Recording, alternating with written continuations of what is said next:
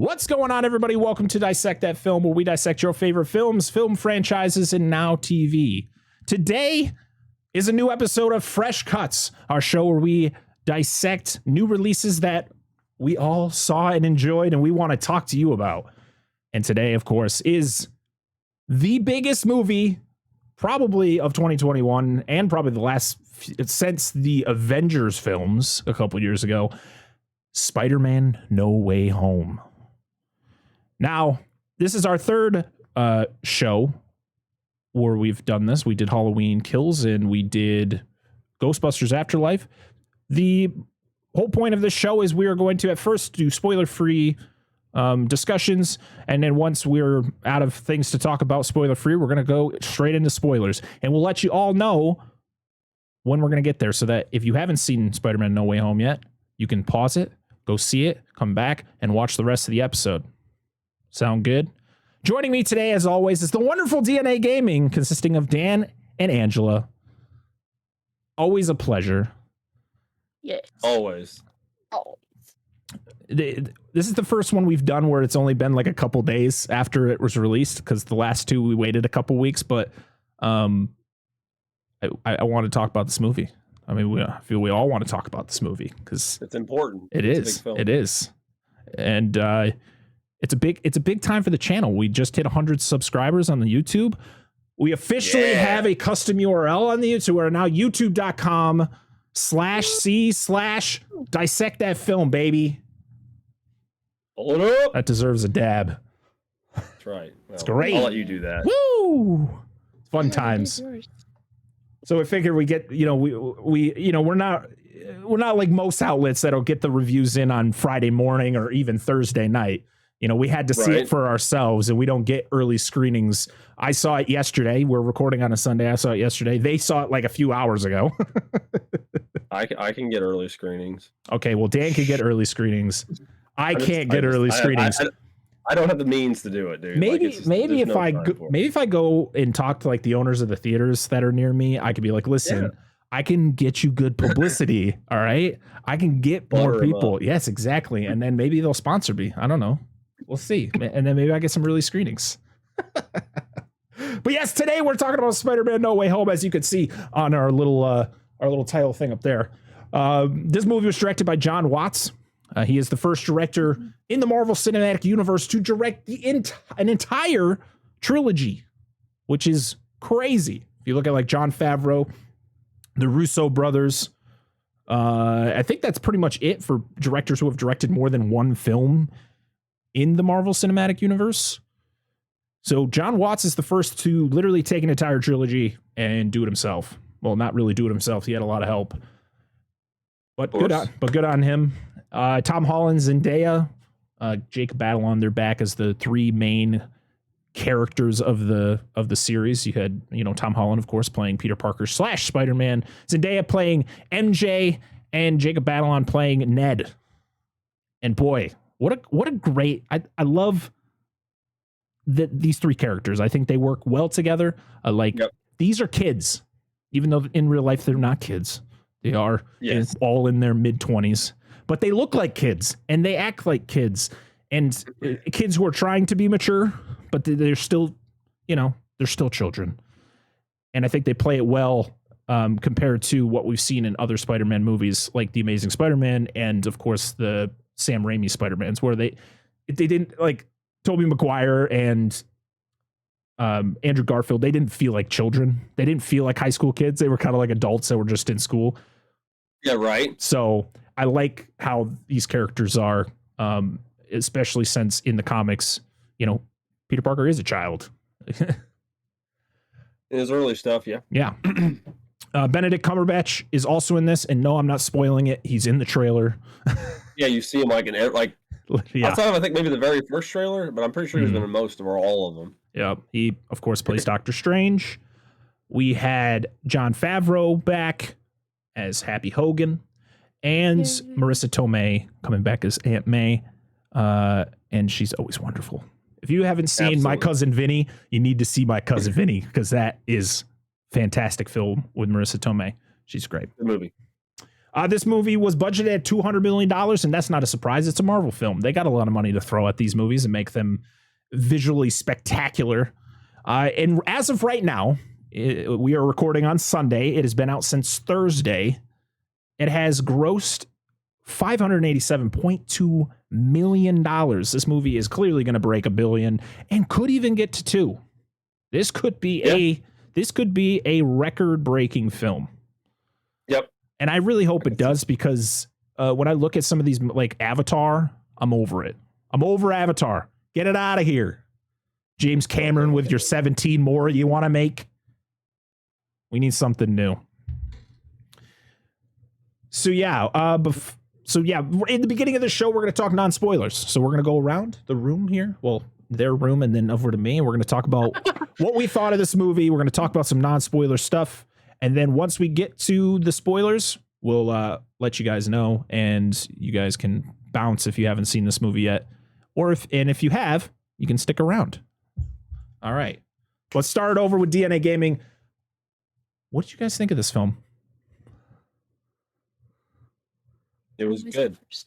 It was good. Plenty of web was shot. Plenty of the heads were cracked. It was a good time. Plenty of web was shot. That is, we need that on a t-shirt, please. With Dan's face. Just says plenty of web was shot. That would, yeah. A lot of context had there. Yes. I don't, because we're still processing. We just watched it several hours ago. Mm-hmm. I don't know where I'd place this in the rank of the films. It's all non-spoilers. Very good. And I think this movie, out of all the other ones, it epitomizes what it's really like for Spider-Man throughout the entire legacy of this character. Yeah. And I'll get into that more when we talk about spoilers. But I thought it was great. All the cast was good. I don't know. Like, I don't know what else. You know, the effects were great. The writing was good. There were some great jokes and just like references and homages and stuff that were. It was well. I thought it was handled really well. Angela? Yeah. I liked it a lot. Like Dan said, I liked the jokes. There's a lot of laughter. There were some tears. Mm-hmm. Yeah. Yes. Yeah. It was sad. I only had a problem with just one spot in it. There was something too. It just went on too long. Oh, I know what you're talking about. You think like the movie as a whole was too long? Just this one section in the movie, they could have shortened it and went on their way. Right. But yeah, otherwise really good. Really good. Okay. Love the little things that they peppered in. Right? I know what that reference is. I know what this is. I know what that is. Yeah, That's I know great. what this is. Yes. Oh man. It's great. I love this movie. I'm a huge fan of Spider-Man, period. I love all of the Spider-Man movies in different ways. You know, with like the Tobey Maguire Spider-Man movies. I liked Spider-Man. I liked the way that Tobey Maguire was Spider-Man, but I didn't like Tobey Maguire's Peter Parker. And I think when we get into like the Amazing Spider-Man movies, I liked Andrew Garfield's Peter Parker. And then of course I liked his Spider-Man, but I think I liked him more as a Peter Parker. But I think Tom Holland, is doing a great job at being both, which I just don't think the two prior actors could figure out, you know, the combo. You know, Peter Parker's a kid, and I like, you know, that he is trying to make the right decisions, but really he's just, I don't know.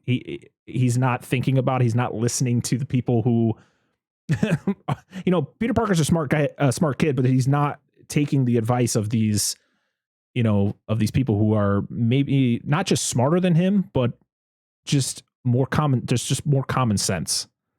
I feel like Peter Parker is using more, you know, his scientific ways of going about things instead of doing something like this is common sense, man. Do this and a lot of things wouldn't have happened in this movie if he had just used common sense and just done away with it.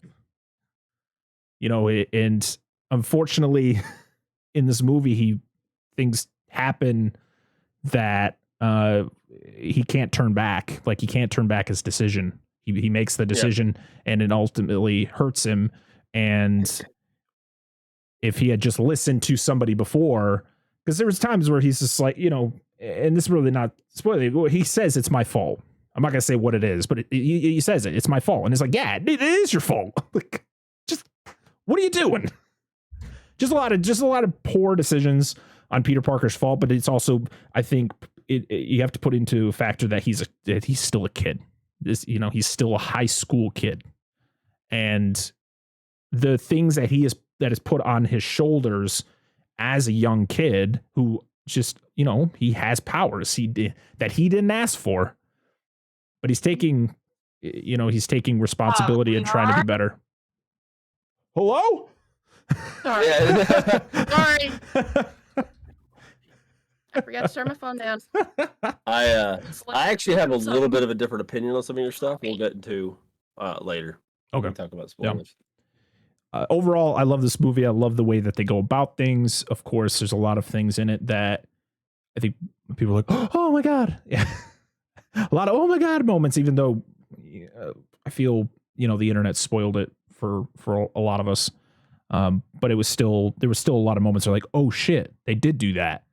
Oh my God, they did do that. Visually spectacular. I think Marvel does a great job visually, with, especially when you're blending Spider-Man and the Doctor Strange universe together. Like, you have, Spider-Man swinging through the city or doing Spider-Man things, and then you have Doctor Strange's magic going on, and I thought it was a great blend. And yeah, it's really hard to talk about this movie and not spoil anything because of, things that people, don't want to be like, you can't really go too far into this movie without, even if you're doing non-spoilers, without spoiling something for somebody, I feel. So, yep. I feel as of right now, we're just going to hop into spoilers. So if you have not seen Spider-Man No Way Home, please go see it. It's fantastic. Go see it and then come back, watch the rest of this episode, because we're going to go at it right now. We're all going to share our opinions and go through some of the plots. We're not going to do plot, beginning to end. We're just going to kind of mush everything together and talk about different things we liked, we didn't like, and just kind of holy shit moments, which this has a lot of them. So it's got a few. Spoilers. All right. Let's begin. Let's go around the room again and talk about what we thought of this film. But you can now spoil the movie. I can't talk tonight. I haven't even been drinking. Spoiled milk. He's about to. Get ready. Yep. Get that potent bottom there. Yes. Spood man with all the webs. Mm-hmm. All right. I'm actually just going to dive into what we talked about earlier. Okay. What you mentioned earlier, and having a slightly different perspective on the whole situation. Because obviously anybody who's listening to this has probably seen the movie. Yes. And if you haven't, not a lot of this is going to make sense. As you said, it's not going to be in really, order.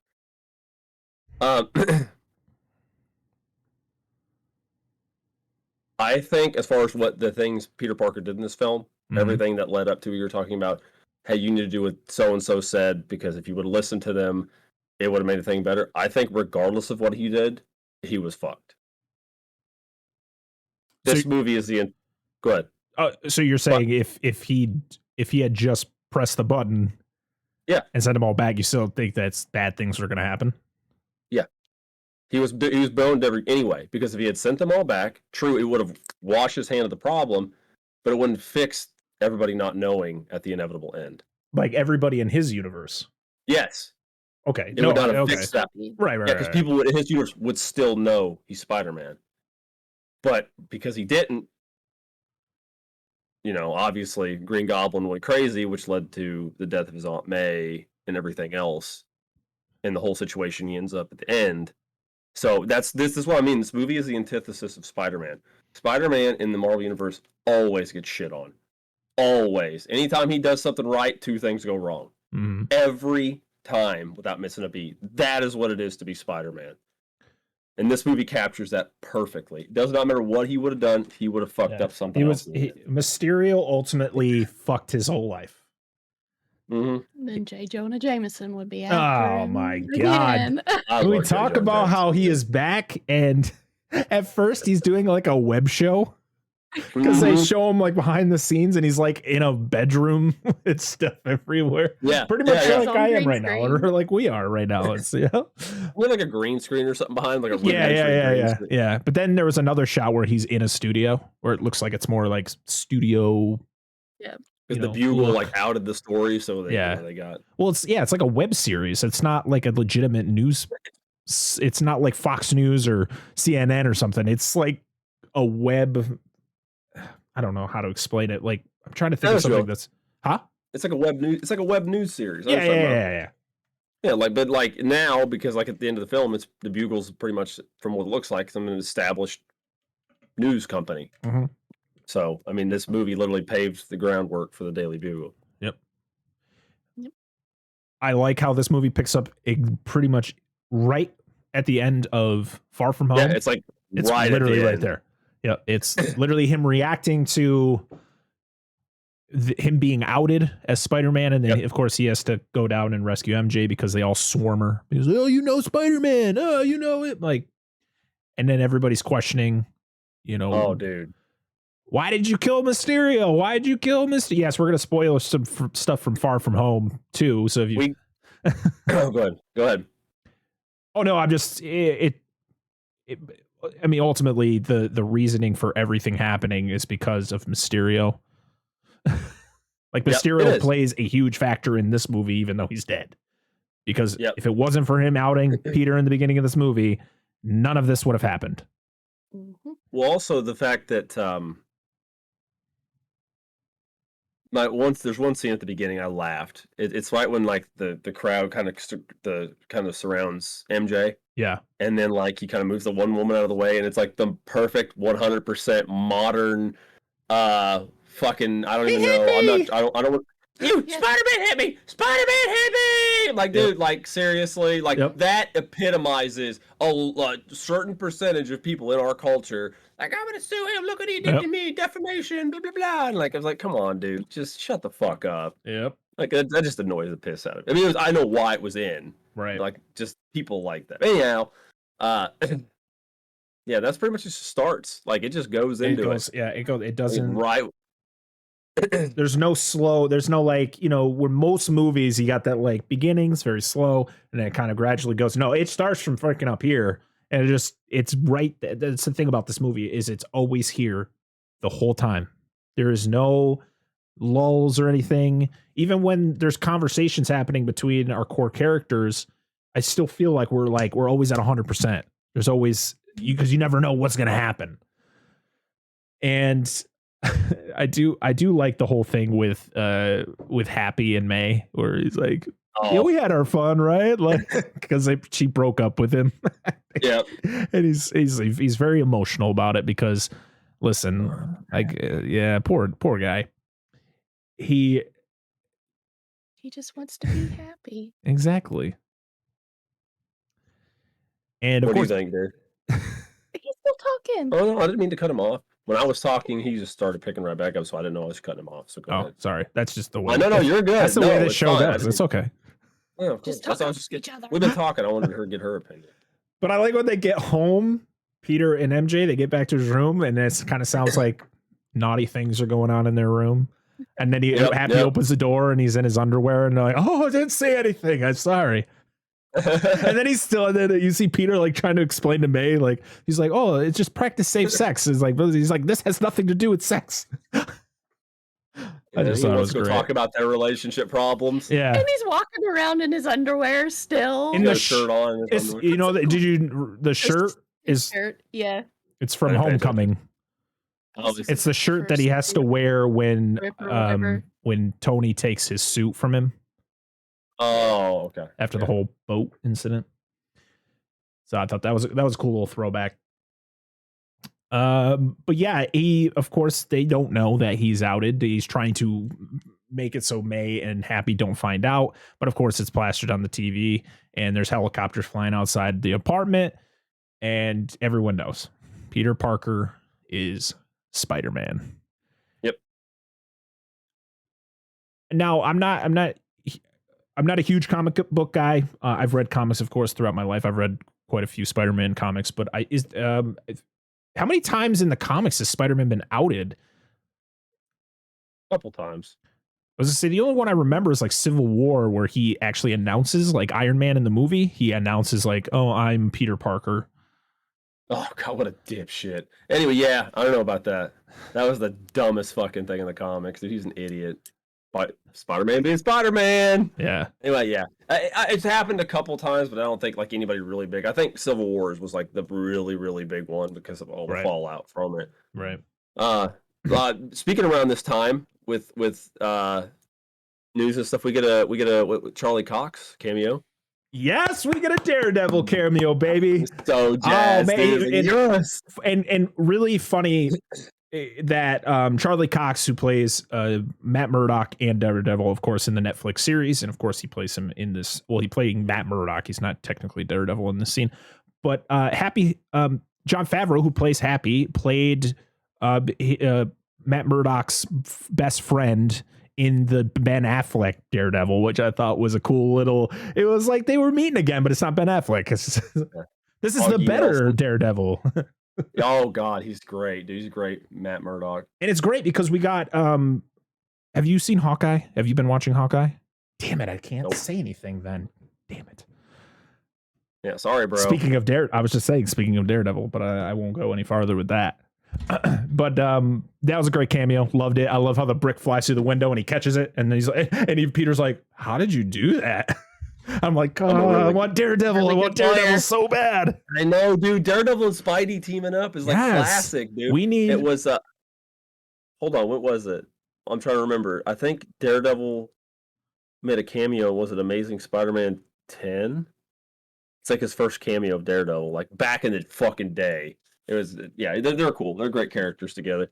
We need Spider-Man, Daredevil. We need our boy Deadpool.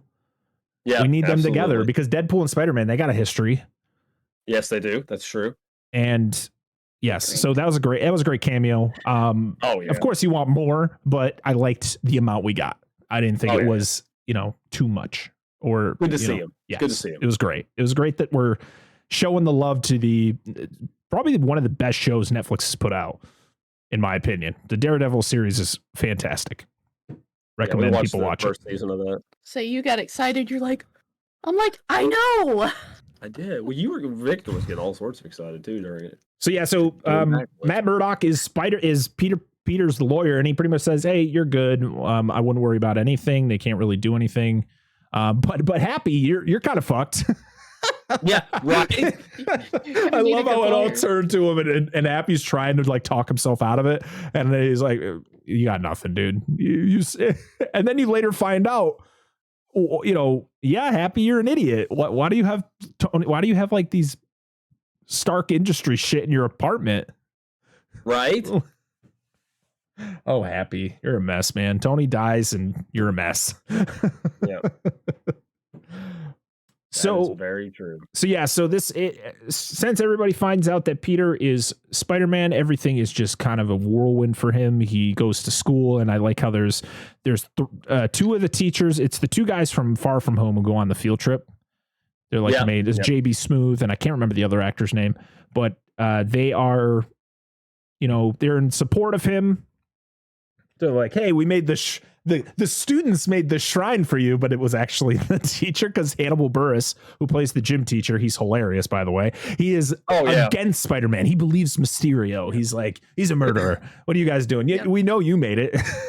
It was great. I love how there's not everybody is on Peter's side, and I love how JB Smooth's just like, if you want to like crawl on the ceiling or something, could kind of avoid everybody, you could do that. And he's like, I'm just gonna walk. And of course, he walks through all of the big crowd that's in the hallway, and everybody whips out their phone and is taking videos and pictures and all that. it's just not good. It's just not a good time for Peter. Him and MJ are hanging out on the roof of the school talking about just life. And she's reading the newspaper. Yeah, she's reading the newspaper, kind of different things that are like lies about him, about how like he uses like a male spider uses a pheromone to attract a female. And that's why she, what's her name is Michelle Jones.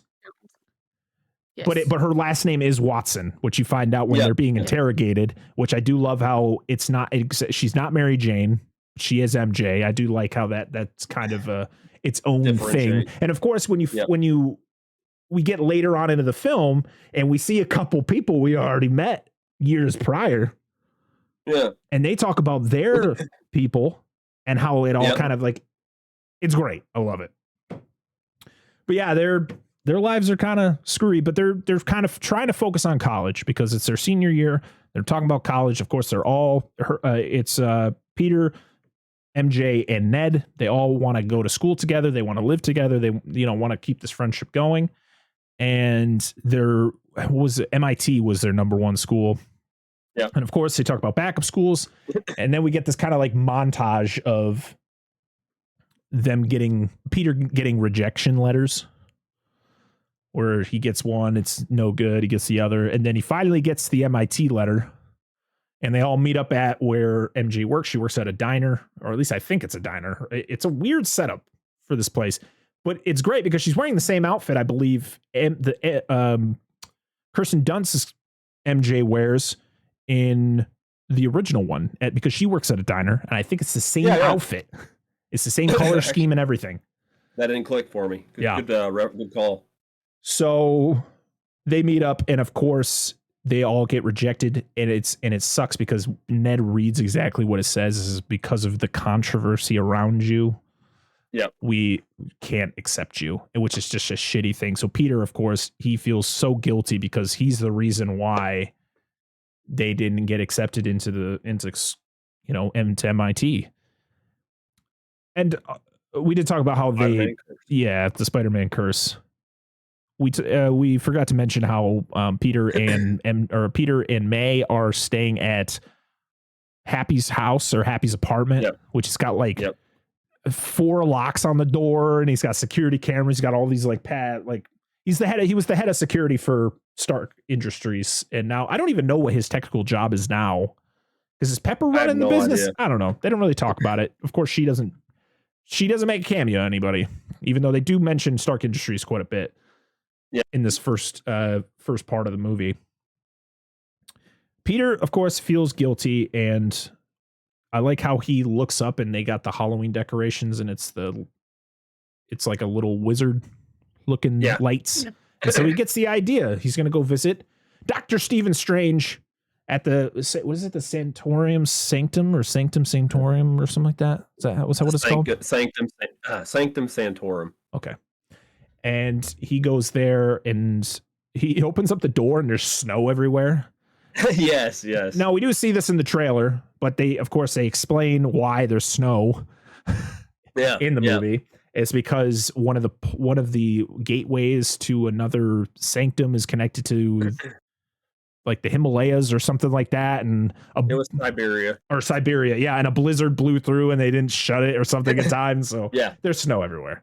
And I like how there's 2 people shoveling like in the same spot. Like, Oh, and you also find out that Doctor Strange is not the what's it called?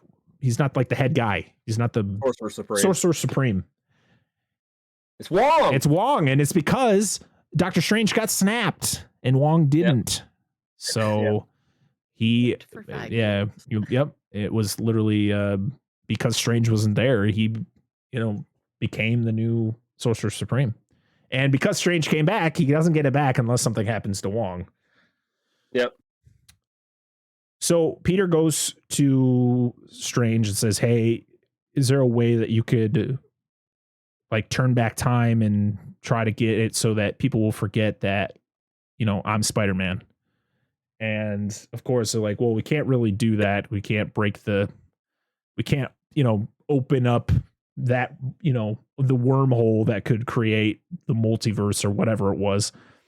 But he was talking about how there's a simple thing that we can do where we could just kind of make it so everybody forgets about you being Spider-Man.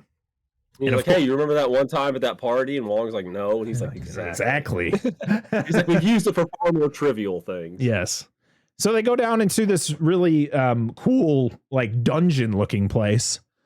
And that's when Strange starts doing his cool thing. He's doing a spell. He's got this little like bowl that he's doing stuff in. And of course, he's stating how he's going to make it so everybody forgets that Peter Parker is Spider-Man. And that's when Peter starts fucking with it. He keeps going, oh, well, what about MJ? What about Ned?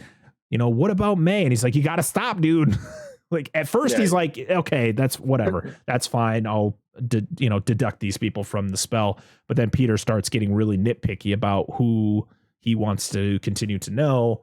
And it like causes the spell to go haywire. And then Strange has to contain it. And this really cool, like die looking thing, like, like dice you would use on D&D. It's really cool. Yeah. Did you notice the thing Peter says before, like it all goes to shit? No. And he says, I want everybody to remember I was Spider-Man before the incident. This is the last thing he says. Do you remember I was Spider-Man before the incident? That's like the last thing he says. So that ultimately fucked the entire spell. Yeah. So he, so the spell goes haywire. Strange contains it, and Strange is pissed. Yeah, he's like, come on, man, like get out, like get the hell out of here. You could have caused a lot. Like at first they think it's contained. They didn't think anything could have happened. But surely they were wrong. Yeah, because he's like, you didn't talk to them about reevaluating you guys coming in. He's like, I didn't know I could do that. Which he's a kid. He doesn't know. Yeah. Because he's talking about, because he's like, did you call the school and try to talk a good game, try to give yourself another chance? And he's like, no, I just immediately thought about here. You just got the letter and that was it. Yeah. And he calls Flash Thompson, who has a terrible dye job. He's like dyed his hair blonde and it's terrible looking. This kid's great though. He's the funny thing is Flash Thompson in the comics was a jock. He was like this big jock dude. And I love how they made him like this very wimpy, like attention grabbing kid who really doesn't have any friends compared to the comics version of Flash. I like how it's a completely different interpretation of this character. Don't forget this. I'm just going to plant this little seed for later because this might be important in future Spider-Man movies, which we know we're getting. Yes, by the way. Yeah. But I figured you knew, but I'm just mentioning it for the podcast. Flash Thompson later in the comics ends up joining the military and ends up becoming a superhero. He ends up getting the Venom symbiote. Oh, right. I do remember that. Yeah, he's Agent Venom. Yep. Which, we're going to talk about something that happens. Oh, boy. I can't wait for that. So he calls Flash and because Flash goes to Flash got into the MIT too. Everyone just went for MIT. Like that was the number one place to go, I guess, for the, most of the kids in this high school. There's a party, like an acceptance party. And I guess like somebody who was part of like the faculty for MIT was there, but she left. And so Peter, becomes Spider-Man and he swings to go find where she is. And he lands on a bridge. And of course he's got the nice suit underneath his Spidey suit because he's got the nano suit on. Yep. And he goes up to the car when she's like stuck in traffic on a bridge and is like, hey, just want to, my friends, wasn't their fault that they know me. It's my fault. So give my friends another chance. And she's like, oh, well, what about you? He's like, I don't care. Just, I want my friends to have another chance, blah, blah, blah. And as he's talking, I don't know if in the last two movies they had this, but when he gets his Spidey sense, you can see the waves around his head, like in the comics, which is really cool. This is a nice touch. Yeah. And you're like, oh no, something's happened, which if you've seen the trailer, you know who's showing up. And of course, I love the scene where he looks down the line of cars and you just see the cars start getting sucked into the road because of what's pulling it down. I'm like, oh, this is cool. And of course, you get the scene where the road collapses. You see the arm shoot out, land, and then the other arm, and you're like, it's fucking Doc Ock. Alfred Molina is back as Doc Ock. Otto Octavius from Spider-Man 2, and boy, oh boy, he looks a little older, but he's still looking great, man. And boy, a little bit older. Probably, other than, in my opinion, I think Vulture. I think Michael Keaton's Vulture is the best Spider-Man villain in any of the Spider-Man films. I love him, dude. But Doc Ock is definitely number 2 for me. I think he definitely makes Spider-Man 2 one of the best Spider-Man movies around. I agree. And he continues in this movie, even though I feel a little weird towards like the last half of this movie about him, just the way he is. But I loved it. And this scene was great. You know, him being that classic Doc Ock. He comes out and he says, "Hello, Peter," because he's in his Spider-Man suit. He doesn't see who's underneath, so he just thinks it's his Spider-Man.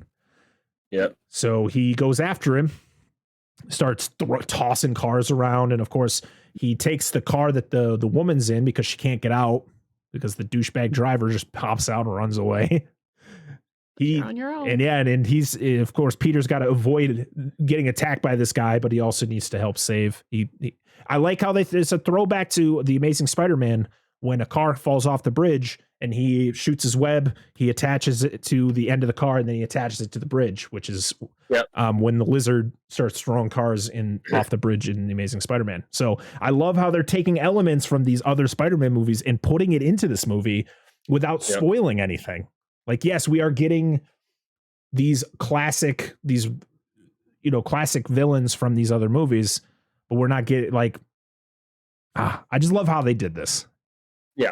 Because there was They're a lot very aware of what came before it. Oh, yes. Because I feel like a lot of people probably watched that and didn't think about it. I didn't. When I saw him do it, I was like, I love it. I knew exactly what it was from. So, but he's worrying about 2 things. He's got to help save this woman, and he's got to try not to die from this dude who is just tossing him around. He's trying everything. I love how he attaches the spider web to her car to kind of prevent her car from going over. And then I love how he gets thrown, and then takes out his spider arms. Yeah, yeah. And I love how Doc Ock goes, "Oh, he has," or what does he say? He's like, he has them too. Or, it looks like we have some competition. Yes. Oh God, so good. And so they go at it. It's a great little fight scene. I love all the, of course this is all CGI people, so it's not like people are actually doing this, but I love all like him, Spider-Man being able to fit into these small areas as he's like trying to get the upper hand on him. And he of course saves the woman in the last second because her car falls and he grabs it and it like barely, like a train's going by and it barely stops before it gets to the train. He gets her out. But we also get the scene where he gets wrapped up by Doc Ock and then he pins him up against the wall and he's about to kill him. Or he rips off the mask, or the mask comes off and he's like, "You're not Peter." Yeah, because he rips off part of his chest, chest armor. And he's got the nanometal fuses to the, and then he's like, and then he goes to spike into his chest. And he moves the metal from his face to his chest, stops it. That's when he realizes. Right. He's like, "You're not Peter." And he's like, "I'm so confused." Yeah, right. It's such a great line. Then he uses his technology to override the technology. Yes, the nanobots, they take over Doc Ock's octo arms. Mm-hmm. And I love how he's just like, he's like, what is going on? What are you doing? Yep. And then he saves the teacher, or saves the lady. And she gets mad. I love how she like walks by Doc Ock. She's like, "You should be ashamed of yourself. You're a terrible person." But she does tell Peter that she's going to talk to the people about reevaluating. Because he's a hero. She thinks she's a hero, which he is. Yeah. Yeah. So is this where they go back to? He goes back to Doc, or to the? Almost. because this is where Goblin shows up. Oh, like immediately after. You see a bomb. Yes, you see the bomb fly, or the little Goblin bomb fly up, and it blows up, and then you see Goblin fly in his classic suit, and everybody's like, yes! It looks so away. Yeah, and it looks so good compared to, of course, Spider-Man 1 came out in 2002, so of course the suit didn't look great, but boy, does it look good here. And it's sad you don't see it for very long. Nope, like I said, because he instantly gets teleported away, and so people in the audience are like, "Oh, yeah." You just get a glimpse. Yeah, and we're in this like dungeon, and Doc Ock is in like a cell, and he's talking, and he was trying to tell him about like how he saw this goblin, or what did he say, like a leprechaun looking guy. Imp. He said elf. Oh, an elf. He said elf. He said elf. He said it was like a green elf, and it was like, and Otto goes, I know who that was, but it's impossible because he's dead. Yeah. Because he makes mention on the bridge. He's like, Norman? Yeah. Yes. Because he sees him. Yeah. Yeah. And he's like, it's impossible. He died. And he's like, what? So, yeah. So Doctor Strange, they kind of go into a thing about the multiverse. He's like, the multiverse exists? Yeah. Well, yeah. They're coming from all different universes, and you need to bring them all back here. And he like takes one of like the little control thing he has on his arm, and he reconfigures it to have like a teleporter that'll teleport these people to these different cells. Yep. Which is great. And of course he has MJ and Ned help, so they get to go down there. And a lot of people in the trailer, you get the scene where they're like, hey, what's your name? And he goes, Otto Octavius, and they all laugh, and he's like, no, really, what's your name? A lot of people didn't think that was actually how that scene was going to go, but it's funny how it's literally the exact thing from the trailer. And it's like, oh, that threw a lot of people off. Yeah, right. So of course, and then we had a scene before where like a lady splashes Peter with like green paint, and he's been having a really hard time getting the paint off his suit.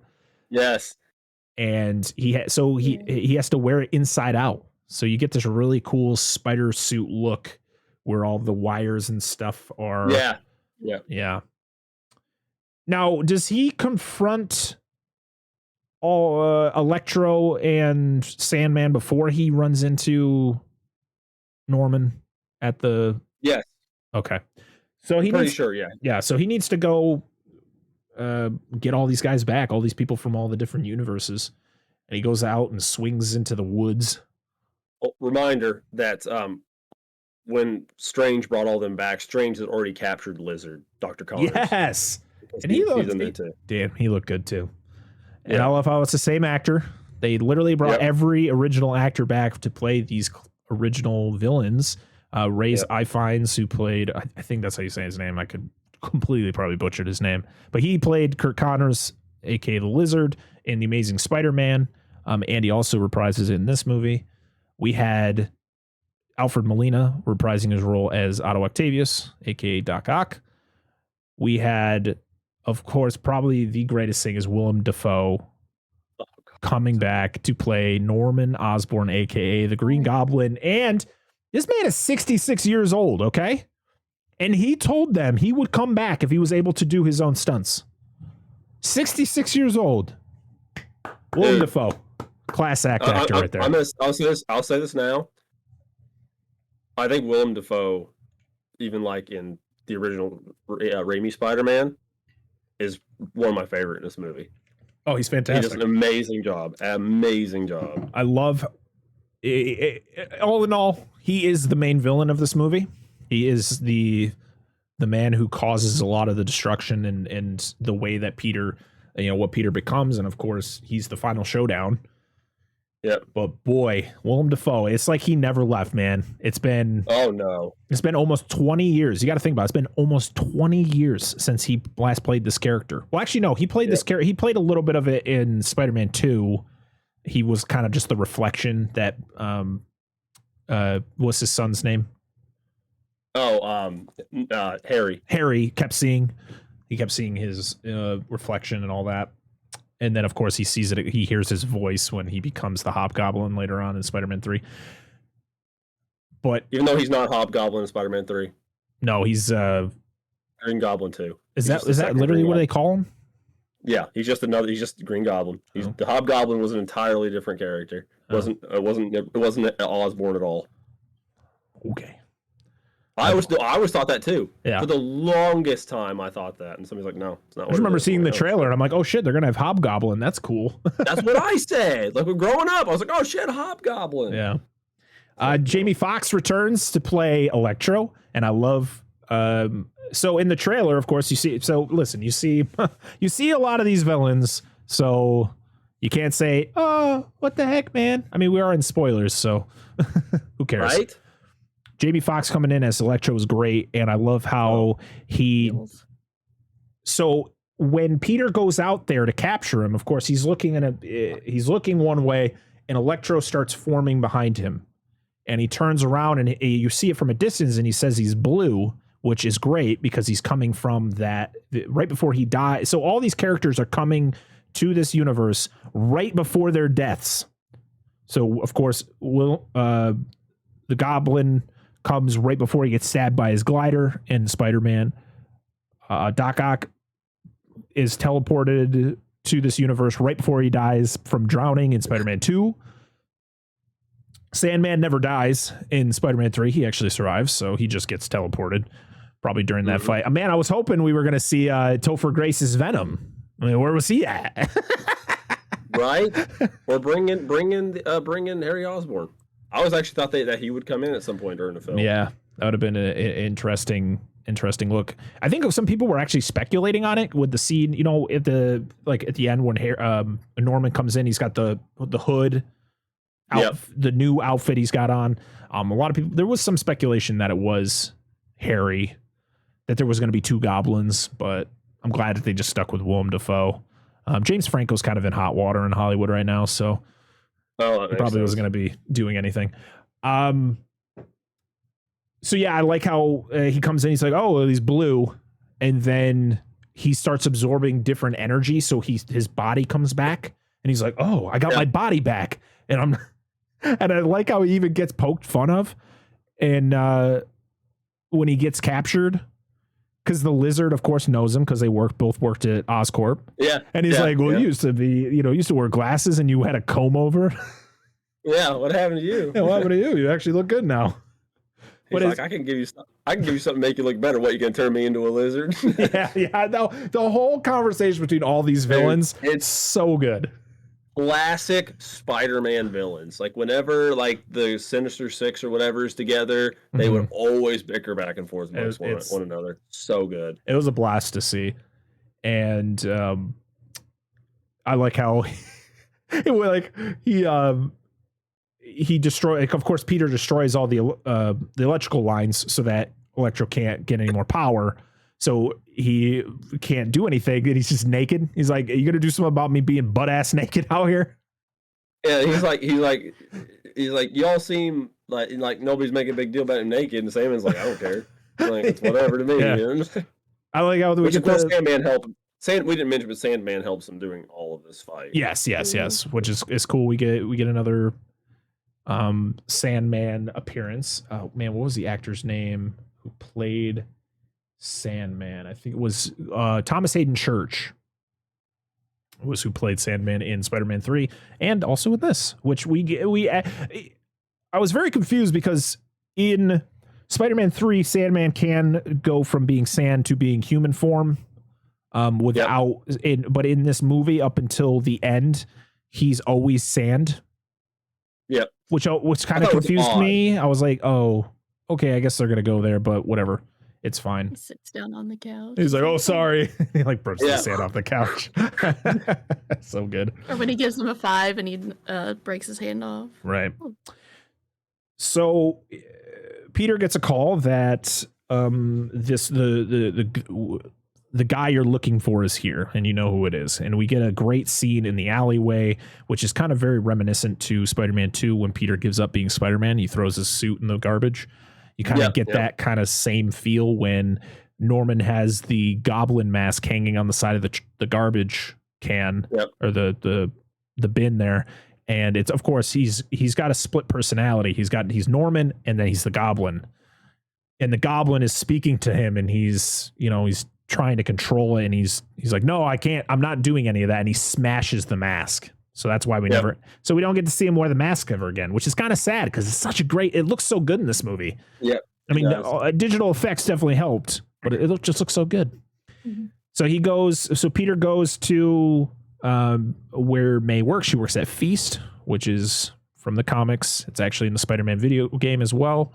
It's kind of like it's like a homeless shelter type deal. Yeah.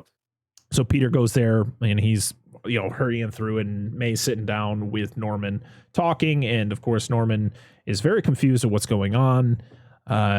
He wants to be helped. He wants some help because he's got a dark side, and he wants to get rid of it.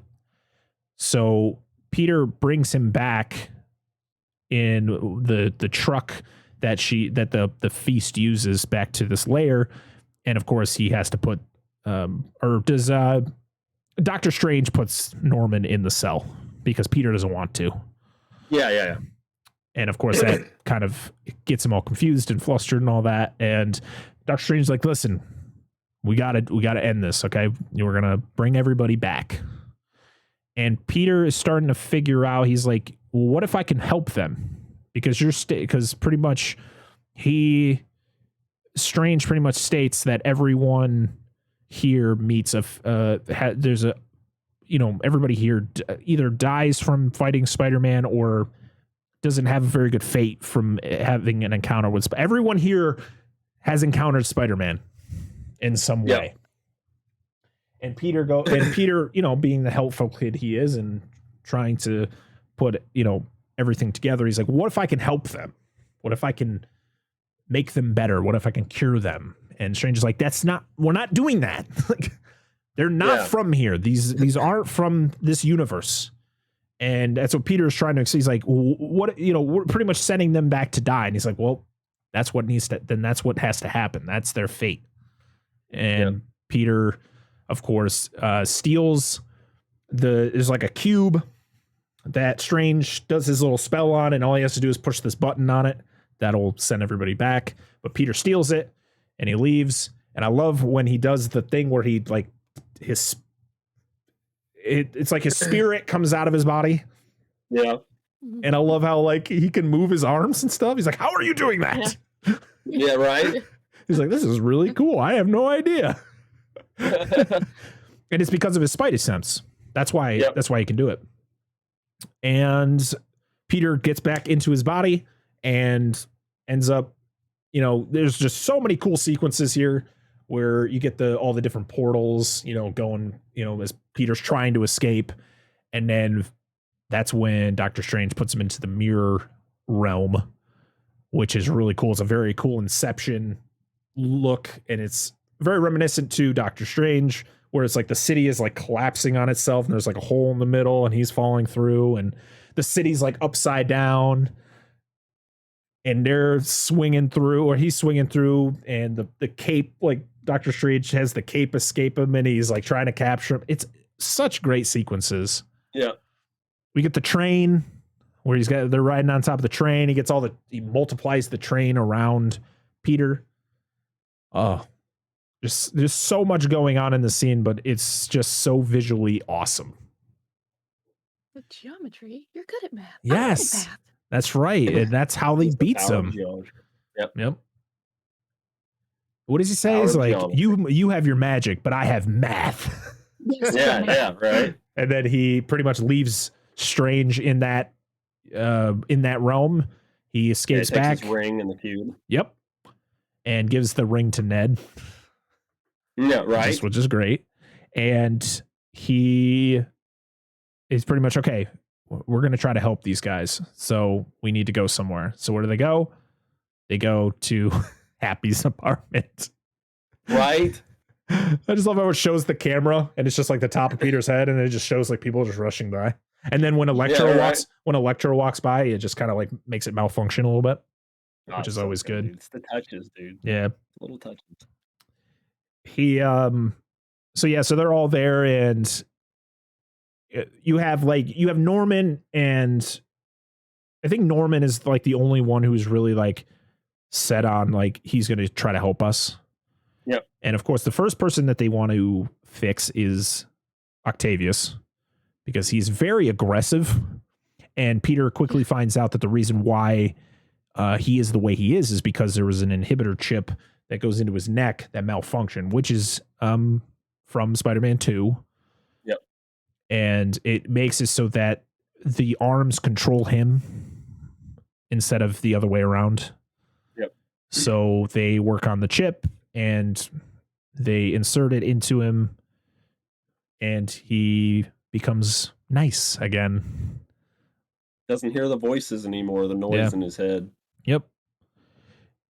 Peter creates a device for is it Max Dillon?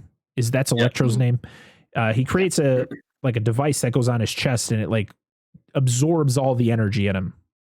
And of course, Peter has to explain it's not going to take everything out of you, because of course you need, your heart it needs it for your heart. You need it for certain things, which I love how they have that little touch where it's just like, they're going to suck the electricity out of you. Okay, move on.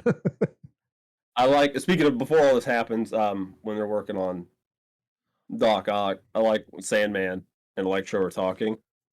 He's like, how'd you end up like that? It's like, we did research, on bioelectricity, and I fell into a vat of electric eels. He's like, I fell into a super collider. I guess you just got to watch where you fall. It was a great, just a little shit like that. Conversation. Like, yes. And it's so great how this movie and the writers and everything, they're like, yes, even though Spider-Man 3 wasn't a good movie, or maybe even though The Amazing Spider-Man 2 wasn't a good movie, we can't ignore these origins. Like, these are the characters from those films. These aren't different versions of those characters. These are the characters that we saw in those films. So we can't ignore their origins. Like, even though, like, the way that Max Dillon becomes Electro is kind of dumb. He falls into a vat of electric eels. Yeah. And becomes Electro. Yeah. Yeah. And, but it's great that they don't ignore it. They don't ignore those origins. And I like how they take these characters, which literally you could just have them in this movie, like, oh, look at this awesome callback, but they do little bits and stuff where they try to humanize them more. Mm-hmm. I think the person that probably got the least of it was Connors. But even then, he still got some. Well, Connors had to stay in the truck. Yeah, that's right. He didn't want to come in. No. So it begins. Yep. So after that, that's when isn't that when like Norman turns into the Goblin again? Well, yeah, because they're working on the thing, like his little thing is going on. Electro's chest is going, and it's like releasing the energy. And he's like talking about, hey man, this doesn't feel right. And Sandman's like, just chill out, dude. We just got to get rid of this shit, Then we could go home and live our lives again. And then Spider-Man, Peter, Tom Holland's Spider-Man ends up getting a really good, ends up getting a really strong spider sense, like a really, really strong one, and it goes after does like a on Norman Osborn, and then he realized he's like, you're pretty good with that. Yeah. Then he realizes what's afoot. Yeah. And J. Jonah Jameson gets alerted that Peter is there. Peter is at that apartment because he had some guy following him around.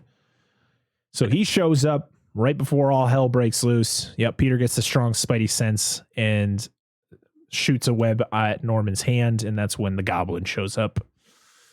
He's pretty much like, why do we want to get rid of this? This is a way of creating our own lives. Like, we don't have to be controlled by anybody. Why this isn't a hindrance. This is, this is good for us. We're creating our curses or gifts. Yes. Yep. They're gods. Yep. And that's right before the final green blip happens on Electro's chest. He rips that out, and man, everything goes crazy.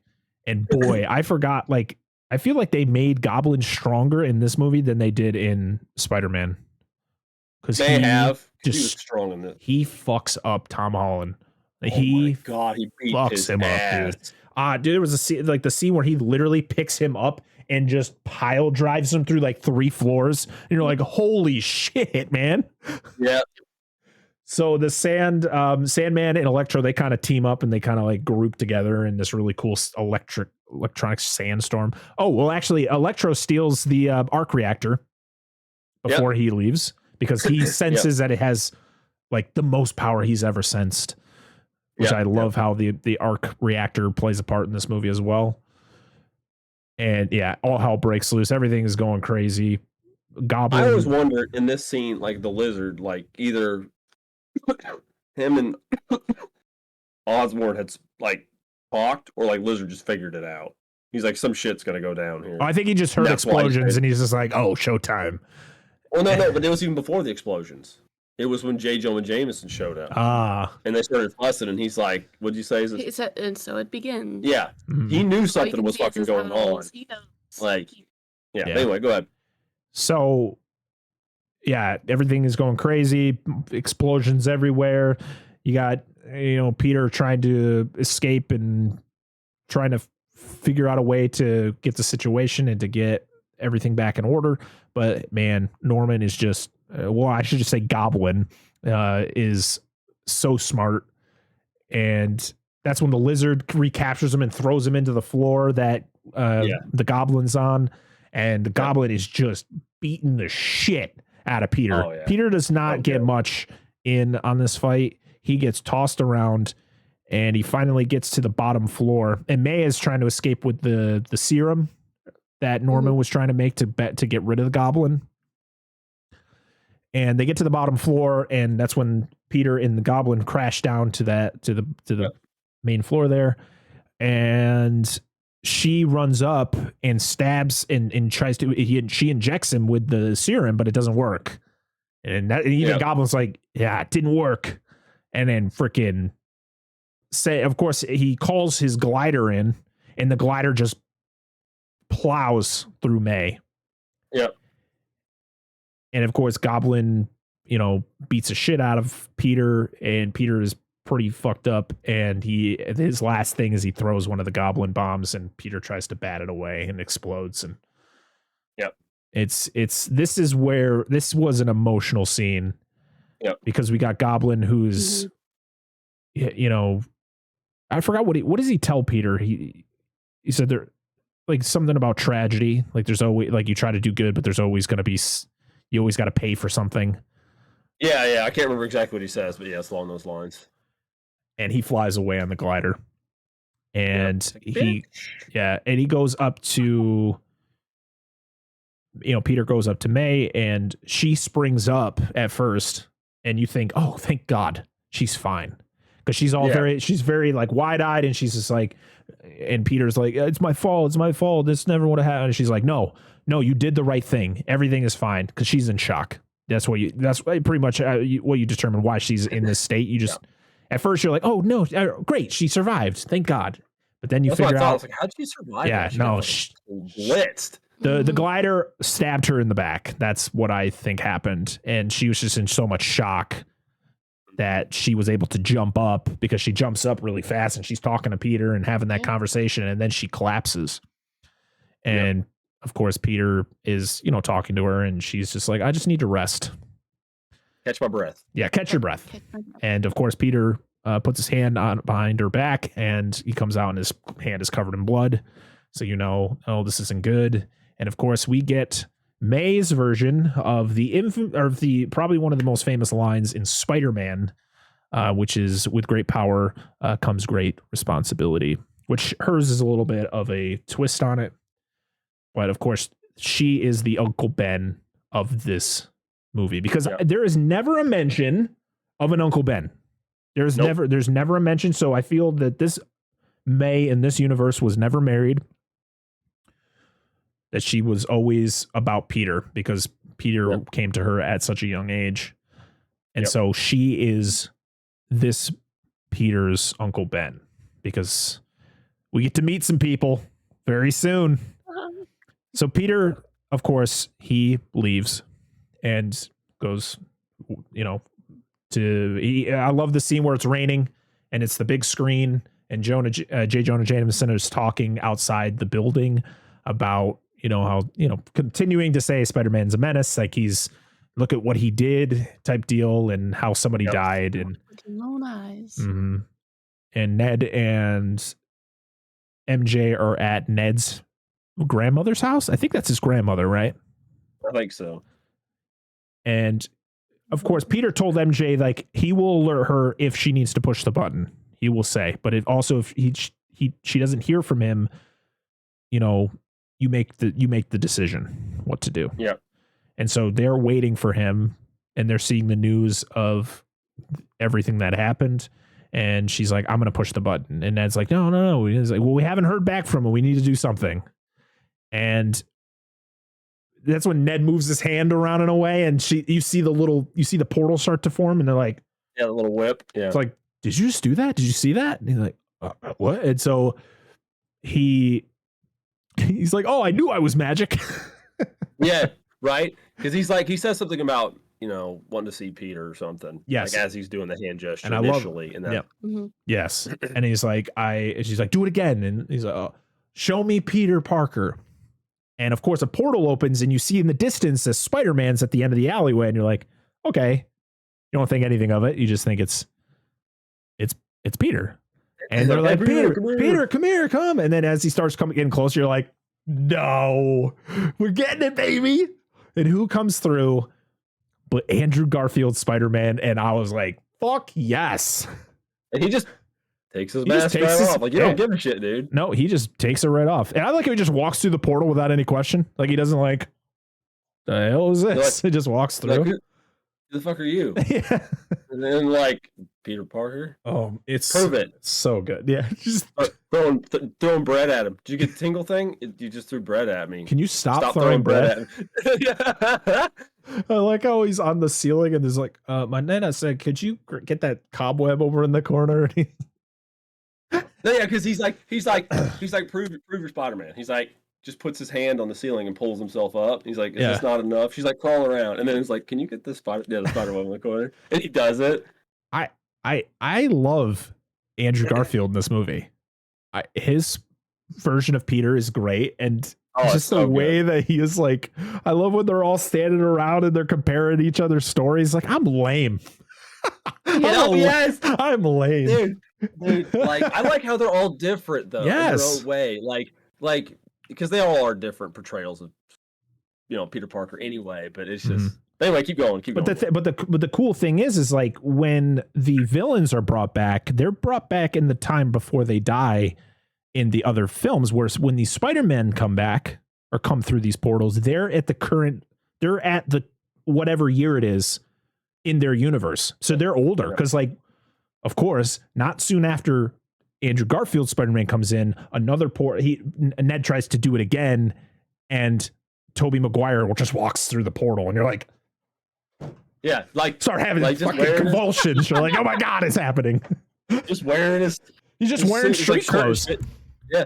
And he looks older, like he looks significant. And they even mention it later on, or when was it when Peter and who's Peter talking to, where he's like, oh, you've grown up. When he's talking to Otto, he's talking to Otto, and they're talking to each other, and he's like, oh, you've gotten older, and it's like, yeah, because this is, which is great. I like how they did that instead of trying to like de-age, because Tobey Maguire is like 45 years old now, and Andrew Garfield's pushing 40 himself. Like, there's no point in de-aging these guys. Just have them be whatever age they are coming through, because when we get I love the different stories that they tell to try to make Tom Holland's Peter feel better. And I love how emotional Andrew Garfield gets when he talks about Gwen, it's as much as The Amazing Spider-Man 2 is not great, that the scene when he tries to save Gwen at the end is just heartbreaking. Mm-hmm. Like, I feel Andrew Garfield shows a lot of great emotion in that scene. And he continues to do that when he's explaining about, talking about Gwen and how he and you get it where he's like, I went back, but then I went into a dark hole and I got myself out of that dark hole. So even after we see the end of The Amazing Spider-Man 2, I feel if we had gotten another one, it would have been that story. It would have been him coming back, trying to come back, and then like bad shit happens to him where he's got to get himself back out there.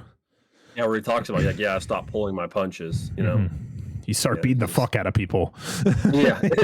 Which is, it's cool because you, like you said, you get these 3 different perspectives, but at the end of the day, they all have their, because that's really what it is. They have their Uncle Ben moment. Yes. Like them.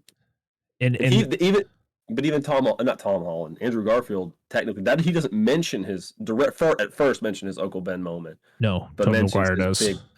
Yeah, because he said, because Tobey Maguire says, your Aunt May is our Uncle Ben.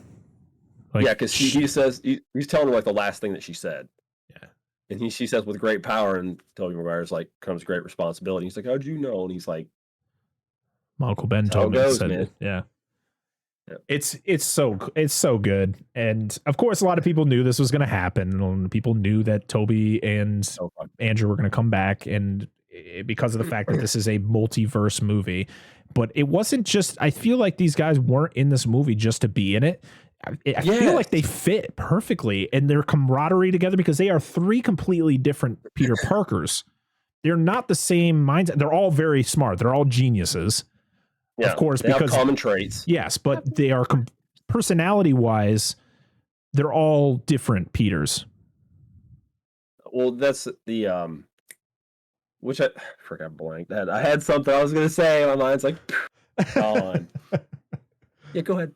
But no, it's like when he talked. One of my things, what Tobey Maguire says, since he's the oldest, he's the most mature Spider-Man of the group. He's the one that's seen the most. Whatever. He's just like, when he's talking about like, when he's talking about we need to fix all these people. He's like, why? And he's like, it's what we do. Yep. And like that epitomizes like everything. Like I mentioned earlier, it's just what it is to be a Spider-Man. It's like your life will be shit, and the people in your life, their lives will be shit because of you. But this is just what you got to do. Yep. You got to do the good stuff. Oh, that was such a dude. But like you said, the whole thing could have been ham-fisted. It could have been like this at the end. They all come in and beat each other's ass. Like, yeah, more Spider-Man, deuces, bitch, and then they're gone. But they actually like built more on their characters. They talked about like what happened, like you said earlier, what happened to them after their movies. Like what later they talk about how Peter's relationship with MJ, how they ended up making it work. I like how it's explained to Andrew Garfield's. He's just like, oh, my MJ, not that. Yeah. It's like, I have my own. I just love the whole conversations, because between these 3 guys are so good, because like I said before, they're 3 completely different Peters who've gone through 3 completely different lives. They're not even anywhere other than the fact they are Spider-Man. They're all Spider-Man. That's it. That's they're geniuses. That's literally their only common factors. And they had somebody close to them die that kind of inspired them to be the Spider-Man they are. Yeah. Because I think with like Andrew Garfield Spider-Man, it was not just Uncle Ben, but I think it was also Gwen. It was both, because that's after they talk about, well, who told you, Uncle Ben told me that Andrew Garfield was like, that was my Uncle Ben as well. So he didn't even mention his Uncle Ben right away. It was Gwen first being his real defining moment. So, which was cool. That was neat. So, did you have a best friend? I did. He died in my arms after he tried to kill me, and he just got like wheels. It's so good that I love how like Peter, Tom Holland's Peter is like, hey, Ned, can you run in diagnostics? And he's like, yeah, sure. And he like does it quick, and then he just kind of like slumps away. I love it, dude. But then Peter. What? Which? Parker, and it's like we're all Peter Parker. So it's so good. And Andrew Garfield, I think, like I liked him in the Amazing Spider-Man movies. I thought, he was funny. I think the sense of humor he had in those movies was a lot more funnier than Tobey Maguire and even Tom Holland. I don't think Tom Holland's really funny. I just he's funny for a kid. Like he's funny for like teenage funny. But Andrew Garfield was like, I liked his sense of humor in those Amazing Spider-Man movies, and it just continues to come in this movie because boy, is he feels like the odd man out. Like he does. It's so funny. Because Tobey Maguire and Tom Holland are having the conversation of like different things they've gone through, and he's like, I didn't do any of that. That was so lame. Like, what kind of crazy villains did you guys fight? Yeah. I fought a purple alien one time. He's like, oh, I fought an alien too. I was like a black symbiote. Find an alien? Like, that's crazy. Fought a Russian in a giant robot. Can we just talk about how you fought alien in space? Yeah. And he's like, he's like the coolest I've ever fought was a guy in a rhinoceros outfit, a rhino armor. Yeah. So lame. And I like one of my favorite bits was the well, here's some web cartridges. What are those for? Oh yeah. They talk about the first time they talk about it, and he's just like, did that just come out of your arm? How do you do that? And then they bring it up later. Yeah, so does the web just come out of your wrist, or does it come out of other places? Other places. I'm not trying to get too personal here. It's just so funny because how do you do it? I just do it, you know, like we just breathe. I just make it. Like, do you ever get web blockages? Yes. The one time it's web block. Yeah. But it was just great because it would like that the facial expression Tobey Maguire makes when he's starting to insert the web shooters into his wrist. He's like, what are you doing? He's like, oh, these are the web cartridges. This is how I produce my web. He's like, and they're like, whoa. Yeah. I think my favorite part that epitomizes not Tom Holland, but Andrew Garfield in this entire movie is they're all getting ready for that final fight at the end. He's like, guys, I'll tell you, I love you guys. They just look at him like, thanks, man. Thanks, man. It's just so funny. It's so awkward, but it's so great. He's like, I've always wanted brothers. Boy, it's so funny. But we also get this sequence was so fucking good, and I know we've skipped a bunch of stuff, and we'll go back and talk about it. But the scene when MJ and Ned, they're trying to close the portal, and the lizard sees it, and then he goes in there, and they have to run out, and then the scaffolding starts to fall, and so MJ falls, and so Tom Holland's Peter jumps to save her, and this is very reminiscent of the Amazing Spider-Man 2, the end scene with Peter and Gwen, and right as he's about to grab her hand, he gets sideswiped by, I think, Electro. There's Green Goblin or Goblin, yeah. And so you're like, oh shit. And then of course, Andrew Garfield Spider-Man comes to the rescue and holds her, and they swing down, and he looks at her. He's like, are you okay? And she's like, yeah. And then she looks at him, and he's like tearing up, and she's like, are you okay? He's like, yeah. That was cool though, because they mentioned that moment that he got to redeem himself. Yes. Which was really cool. I'm glad they did that for his character. It was God, this movie's so fucking good, dude. Yeah, there's so much fun. It's just so much fun. I think the best, I know we're not dumb, but I think the best thing is just how much respect they give all the characters, villains and heroes alike. Yeah. So they talk, they have this conversation on the roof, and Peter, is very emotional, and he's going to send everybody back. And the other Peters are explaining like, no, this is your calling. This is what you need to do this. You need to help them. You need to continue what you believed in. And, we got that whole thing when you're talking about Uncle Ben and, Peter 3. We're going to call him Peter 3 because that's what he's considered at the end. Andrew Garfield's Spider-Man.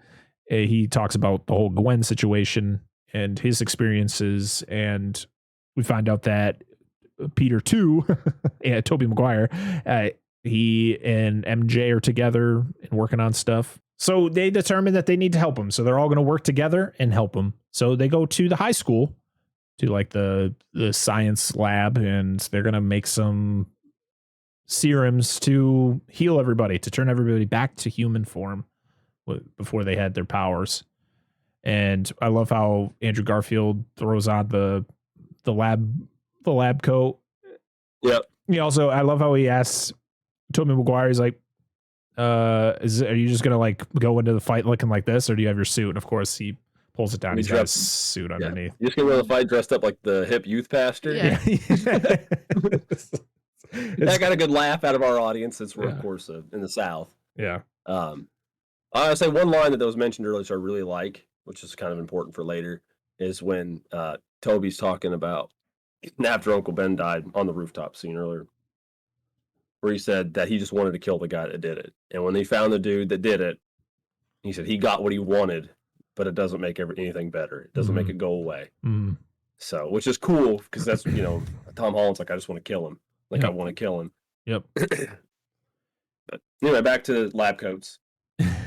Well, while they're all working on stuff, I like how MJ and Tom Holland's Peter are talking, and of course they're boyfriend and girlfriend, so they're getting very close and they kiss and all that. And Andrew Garfield's just watching in the background because, more because he misses Gwen, and that he had that once. And then of course Tobey Maguire looks over at him and he's like, what are you looking at? he's like, oh, I just admiring. Yeah, and then they go on their conversation about that, which is cool. Yeah. He talks about his the whole Gwen situation, and then Toby talks about MJ, which is cool. That's glad. I'm kind of happy that they're together, because at the end of Spider-Man 3, they're not. Yep. So they come up with all the serums, and then they are going to they're going to lure them to all the villains to the Statue of Liberty, which is a Captain America shield is being installed onto the Statue of Liberty. Okay. That's a weird thing to add to a historic monument. So they go there, and of course Peter, Tom Holland. I'm just going to say the actors' names because we have 3 Spider-Men now, and it's really confusing if I just keep saying Peter. Tom Holland goes up to the Empire State Building, the Statue of Liberty, and he calls J. Jonah Jameson and tells him, what he's going to do. And of course, J. Jonah Jameson, being J. Jonah Jameson, is like, oh, you're going to destroy some more historical. Yeah, exactly. More historical things. So they go up there. They have all these different serums for everything, and all the villains show up, and it's not good. It does not go well for any of them. They're all just getting tossed around, and nothing's happening, and so they're webbing each other. Yeah. It's bad. So they all kind of regroup, and they're like, okay, we need to focus on one of them at a time. We don't have good teamwork. We don't. Been on a team. I've been on a team. Wait, what team? The Avengers. Were you in a band? Like, no. You guys don't have the Avengers? It's so good. So they're like, okay, we're gonna focus on, I think the first one was Sandman, right? Yeah, they took Sandman out first. So he gets trapped in the top of the Statue of Liberty, and it's great because you get it's Tobey Maguire is being suffocated by the sand, and his hand pops out and he catches the serum, and it's like a mist, and it goes over him, and it turns Sandman back into his human form. What is Sandman's name? Flint Marko. Flint Marko, right? And of course, it's Thomas Hayden Church. He's back because we didn't know. Right? We didn't know. It didn't even sound like him either. Yeah.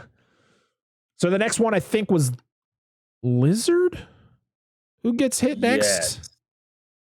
Wait. No. I'm pretty sure Lizard's last.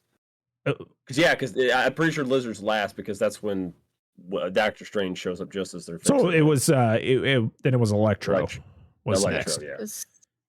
Which of course Electro is super strong because he has the arc reactor now, which is feeding him energy, and it's crazy. Everybody's getting tossed around, and that's when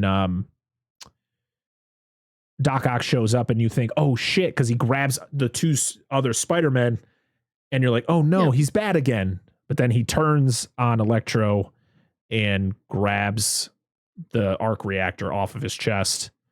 Yep. And cool then scene. Which is really, it was a really cool scene. Because you're like, oh no, but then it's like, oh yeah. You're right. And you got Will Lizard. Yep. Yeah. So I really like how the so Electro is just a human again. He's Max Dillon, and of course Peter, he's never seen Spider-Man, what his face looks like, and Andrew Garfield takes off his mask, and he's very surprised because he thought he was black.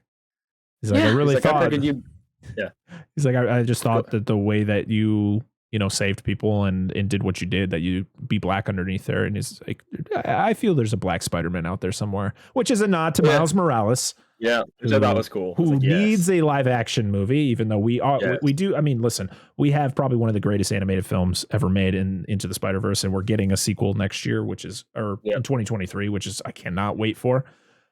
We got Miles Morales, and we have the video game, Spider-Man Miles Morales, which is, I heard, a very good game. So yes, there is a black Spider-Man out there, Miles Morales, and he's badass. But yes, I love that whole thing.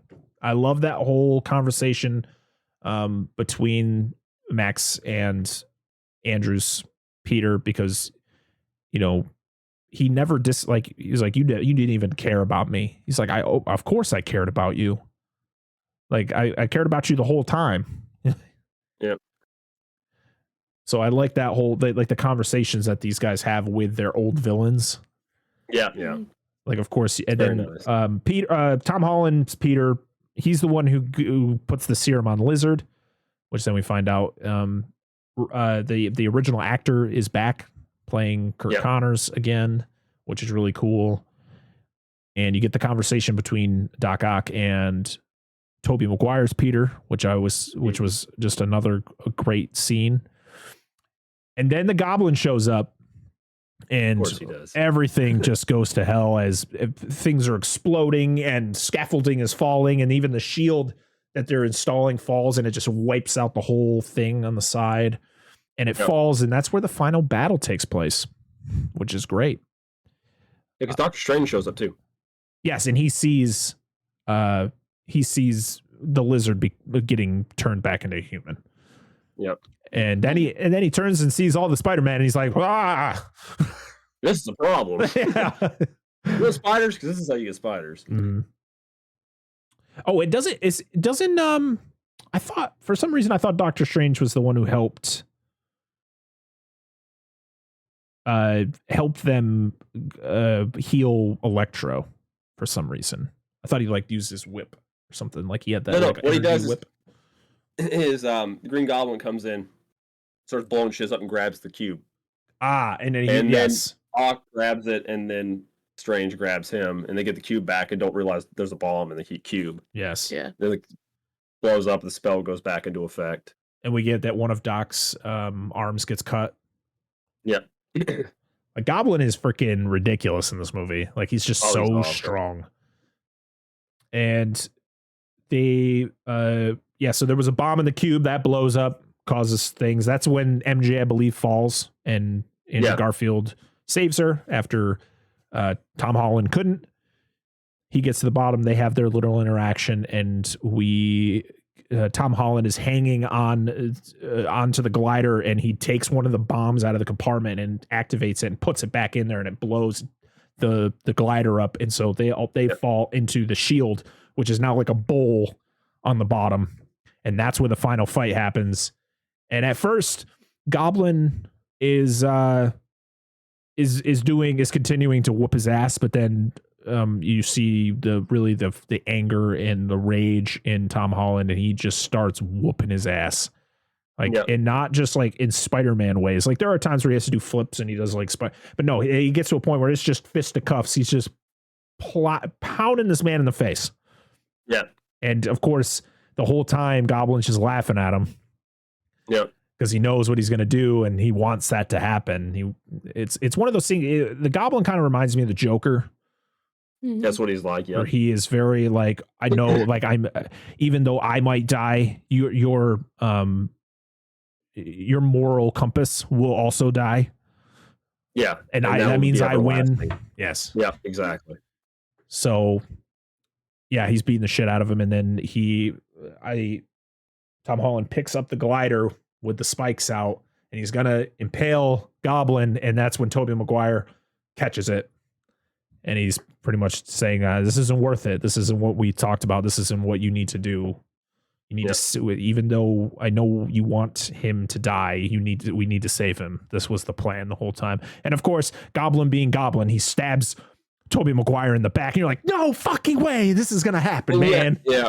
It's literally a 360 on what happens at the end of Spider-Man, because Goblin dies originally from his glider spikes going into him, and Goblin now has his revenge on this Peter, stabs him in the back, and you're like, shit, they're gonna kill Tobey Maguire.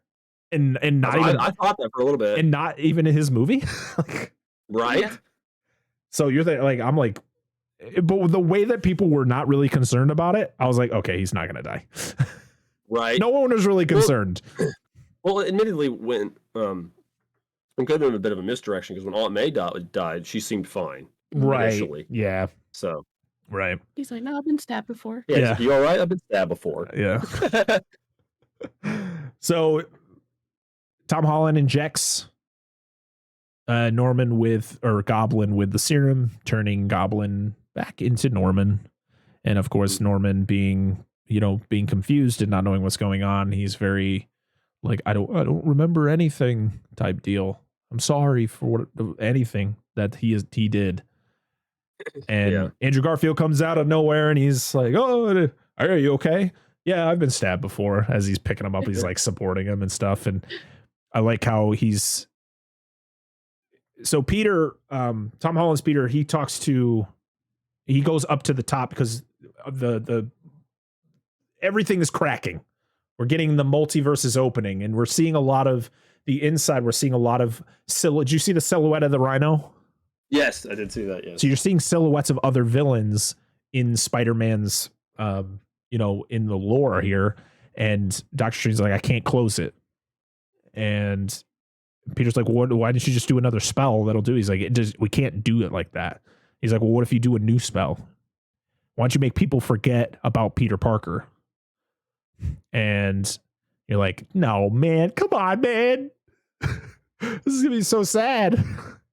Well, and even at this time, Strange is like, "No, yeah, I don't want to do that," because he was getting emotional. Yeah. He's like, "You have to." Yeah, he's like, "This is the only way that this is gonna stop is if you do this." And so he's like, "Well, you better go say goodbye." And he goes down first to the other Spider-Men. He talks to them and he's like, saying thank you and all that. And I love the bro hug, dude. All the three Spider-Men just hugging it out. You're like, what? Did we ever think in our fucking lives we were going to get this? No. We got Into the Spider-Verse, which is as close as I thought we were going to get. And then we got this.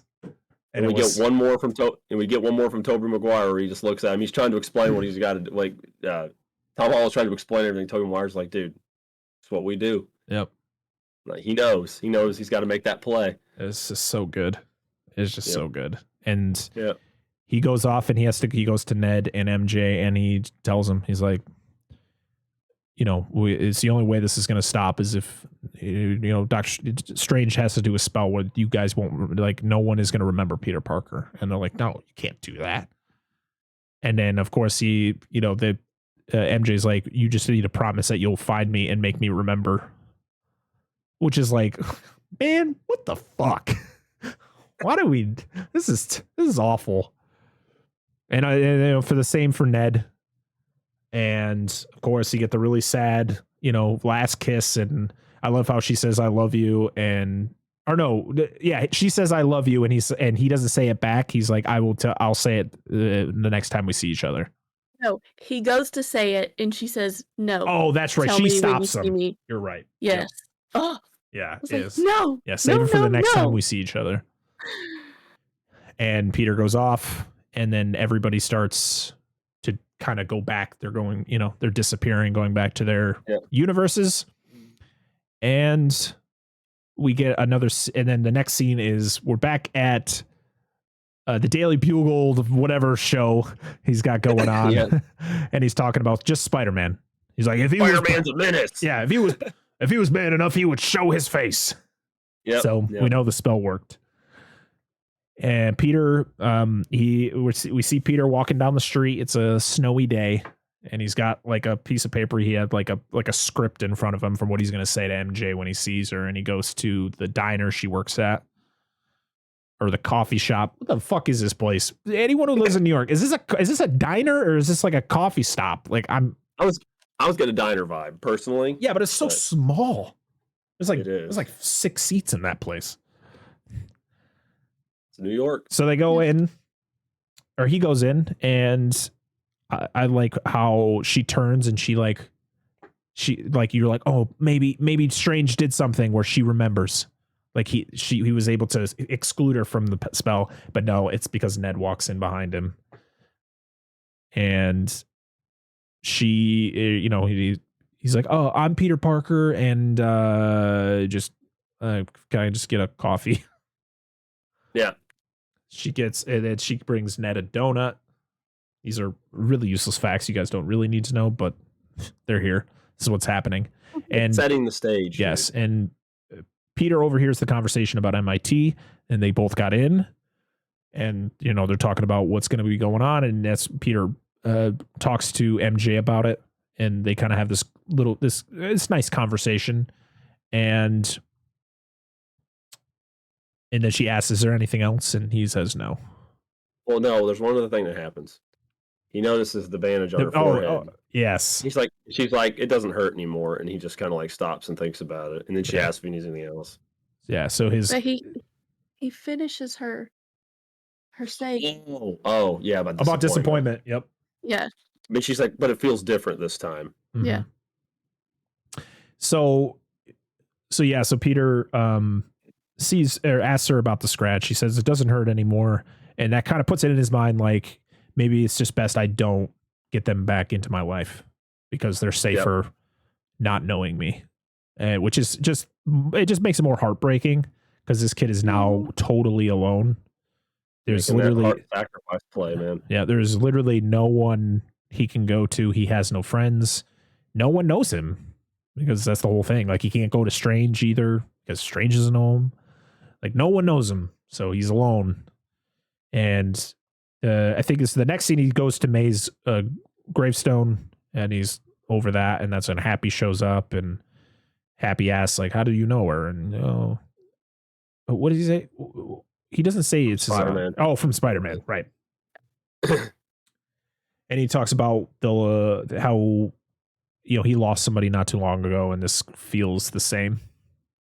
And he's talking about Tony. Yep. Which is a nice callback. Mm-hmm. And they both, and he, and Peter walks away, and the next scene is him getting an apartment. He goes into the apartment, and he's Spider-Man. That's his life now. It's just being Spider-Man. Sets up one of his little Legos from that Death Star that Ned was working on. The Emperor. Emperor Palpatine. Yep. Got a sewing machine and a spider suit. Yep. Back doing his thing. I love the new suit. The new suit looks nice. It's a completely new suit, and it's actually a blend of all three spider suits from all three of those Spider-Mans. There's actually a piece of each one of their suits, the style. So it's like Toby's, it's the spider symbol from Toby's suit, and then like the color scheme of Andrew's suit because it's got the blue on the back. Yeah. But it's more of like it's a different color blue, but it's all their spider suits kind of blended together, which is really cool. I didn't pay much. I actually noticed that, so that's a good call. I just noticed it was really shiny. Oh, so nice. And I'm wondering what the other suit is going to be. The one he had on the sewing machine, because that was really cool too. But so the suit is like this isn't a Stark suit anymore. Like this is a homemade suit he had to make. Yep. So we're getting back in the OG days, man. Yeah. And that's it. That's Spider-Man No Way Home. And then we had the mid-credit scene. That made me so mad. Which is Tom Hardy's Eddie Brock sitting at a bar talking to a bartender about everything that's gone on in this place, in this universe. And of course you hear Venom, but you don't ever see him. And he's talking about like the purple alien. He's talking about Thanos. He's talking about like all these different things. He's like, and he's like, maybe I should go to New York and talk to this. And then that's when he starts to disappear. He's like, oh, we just got here. Yeah. Not again. No. And I was like, damn it. But they pan down to the top of the counter, and there's a little piece of symbiote sitting on the counter. Who will become Venom in this universe if Tom Hardy isn't here? I want Tom Hardy. I know. I want fucking Tom Hardy. I know. Bring him back. They could do it. It's Kevin They could say Tom Hardy. I mean, if there's multiple Spider-Mans in different universes, there's multiple Venoms in different universes, and just have Tom Hardy be a different type of Eddie Brock. That's true. Also, we got the Multiverse of Madness and stuff like that coming up. So who's to say what's going to come from that? Listen, if you stay after the end of the credits, you got this is the first time I think in any Marvel movie where instead of an end credit scene, it's an end credit trailer. And it shows the trailer for Doctor Strange, Multiverse of Madness, which is gonna be good. Watch that trailer. Bringing Wanda back. Yeah, we need before we watch Wanda. Before we watch that, we need to watch WandaVision because that's what we're talking about. We need more Wanda. Yeah, she's awesome. I know the villain in this is supposed to be the dude from the end of the first one. Yeah. Oh, God. What the hell's his name? I can't think of his name because he's like, fuck you guys using magic and ruining the world. Because he used to be a wizard too, or sorcerer. Yeah. I can't think of his name. Yeah. I'm going to look it up right now. And there's one more deep cut in the trailer. Is it like Moldu or something like that? I have no clue. Mordo. Mordo, okay. Yeah. So supposedly he's the big villain of the next movie. But the one really deep cut that caught my eye was the giant tentacle monster in the trailer. Yep. With the one eye. Did you know who that is? Was that the same time? Did you see What If? Did you watch What If? Yes, we watched the same tentacle was that the same tentacle monster from that? Shouldn't be. That one there with the one eye is actually Shuma Gorath. It was actually a really deep cut villain. Which actually means we could get Blackheart too, which is another really cool, like multiversal kind of out there villain. So yeah, really cool thing. I was like, oh, I know who that is. kind of moments. So my question is, does this movie, the Multiverse of Madness, is it a movie that is because of the end of Spider-Man No Way Home and all that stuff? More than likely. So yeah, we got shots of Chiwetel Ejiofor. I just butchered his name. He's the one who plays Mordo. We got Rachel McAdams coming back playing Dr. Christine Palmer. We got Wong, of course. You can't have a Doctor Strange movie without Wong. Oh, absolutely not. We have and of course we have Wanda coming back, played by Elizabeth Olsen. Oh, and we got Evil Doctor Strange. Did you see Evil Doctor Strange? I did. Oh man, this is. Well, go ahead. That movie's gonna be a blast. That's all I gotta say. I think it's built on, of course, everything that's been happening lately, and then everything from Loki, WandaVision, coming into this film, which is of course building us to our next big villain. Are we gonna get Loki in this movie? I don't know. It's gonna be interesting. He might make an appearance, or maybe what's her name? Sylvie. Mm. It's gonna be fun. I'm very excited for that movie. That should be the next movie. Is it?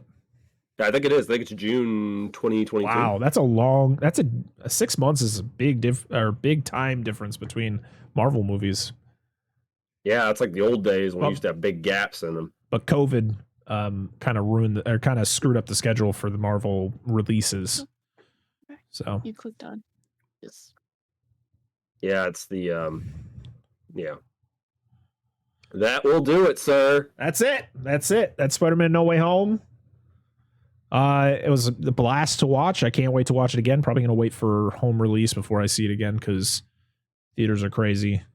And it's really nice to be able to sit on my couch and be able to, like, if I have to go to the bathroom, I can just pause it, go to the bathroom, come back and continue it instead of being scared I'm going to miss something important and holding my pee in for 2 fucking hours. Yes, I was in pain watching this movie and I thought I was prepared, everybody, but I wasn't. I just went pee. No, I couldn't. I was just like, I said, I knew I feared I was going to miss something. I did not want to miss it. I don't blame you, but do you want to know an interesting connection between this movie and the previous one? What's that? Sorry, the next movie, Multiverse of Madness. What's that? It's directed by Sam Raimi. Yes, I did know that. It's so cool. It's gonna so glad tasty. Raimi's back, and we all know Raimi can do horror because this is going to have some sort of horror element in it. And I mean, don't you dare! Don't you fucking dare. I said horror. You guys just need better headsets or something. I don't know what you guys are hearing. So, damn it. We've been playing Magic the Gathering, right? Yeah. And there are characters that are considered a classification of creature called horrors. And I will say, like, oh, look, it's a such and such horror, or it's like there's a monster, it's a slug horror. I was like, or a slug horror, as Parker would say. Oh, you guys. Just every once in a while. It's every once in a while. Sorry, we're awful. All right. Well, that's going to be it for us for this episode of Fresh Cuts. I don't know what. Go watch it. Yeah, go see it. Highly recommend it. I don't know what the next movie will be for this show, but we do have our episode 7 of Dexter: New Blood coming out on Wednesday, and then our podcast this week is Gremlins. Woo! So that'll be out on Friday. But this was kind of a hey, do you want to do this show today? And they agreed to it, so we did it. So we got 3 videos coming up this week. You get another 3 triple stack this week. It's gonna be great. All right, everybody, thank you so much for joining us. I hope you guys liked our thoughts and our very messy summary of this movie, but of course it was in theaters. I really couldn't take notes while watching it, so everything was kind of jumbled all over the place. So, but I hope you enjoyed yourself. Make sure to go see this movie before you watch this video, because there's a lot of spoilers. Yes. Until next time. We should have said that at the beginning. We did. I did. I said it a lot. I said it a lot. I'm just like, okay, I'm sorry. I missed it. Very good. Until next time, I am Brett Parker. That is DNA Gaming. This is Dissect That Film. And this has been Dissect That Film Fresh Cuts. We'll see you all again soon. Bye.